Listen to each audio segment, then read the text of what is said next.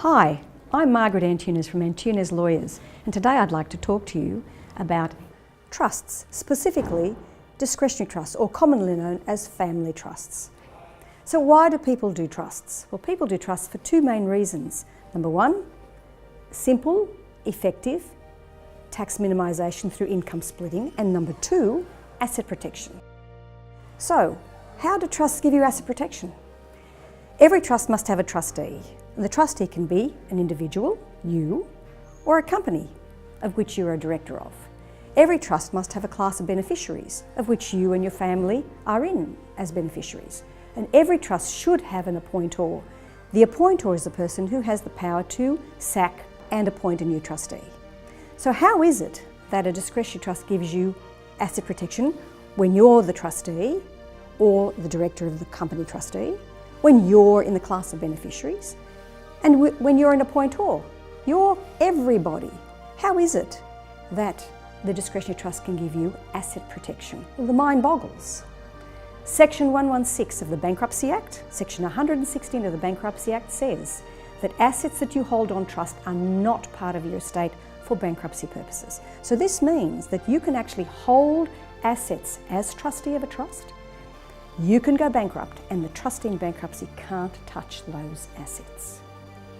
As a beneficiary, if you're a beneficiary of a discretionary trust, how is it that the trustee in bankruptcy can't touch the assets of the discretionary trust through you and your rights as beneficiary? So what are those rights as a beneficiary of a discretionary trust? Well, they are the right to information, the right to have due administration of the trust, and the right to be considered. That's it.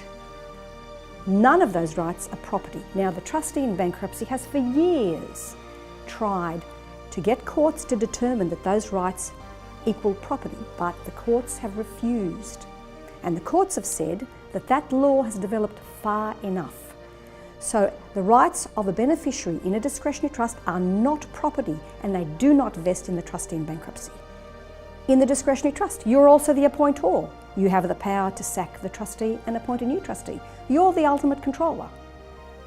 Can that right vest in the trustee in bankruptcy? No, is the answer. The courts have held that the right of an appointor is purely a decision. It's not an asset, and only assets vest in the trustee in bankruptcy. That decision you're able to make even if you go bankrupt. If you're bankrupt, there's only a handful of things you can't do. You can't be the executive of an estate. You can't be a trustee of a super fund. You can't be a director of a company. You can't leave the country without the consent of the insolvency trustee. Apart from that, as a bankrupt, you're a free man or woman.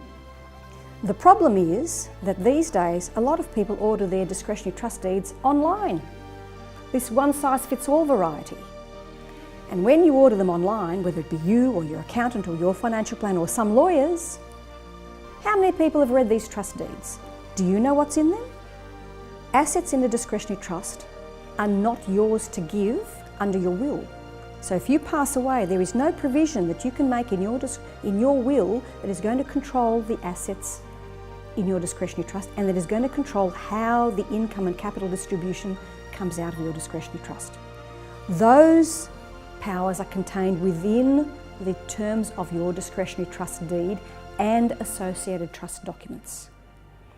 If you have a discretionary trust, come and see Antunes, and we'll advise you on the terms of your deed and whether they fit your purposes and whether they need to be changed.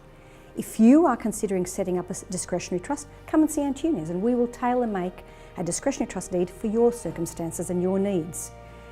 If you are considering going into a business venture or a property venture, come and see Antunes, and we will show you how to appropriately structure your ventures to maximise the benefits. I look forward to seeing you.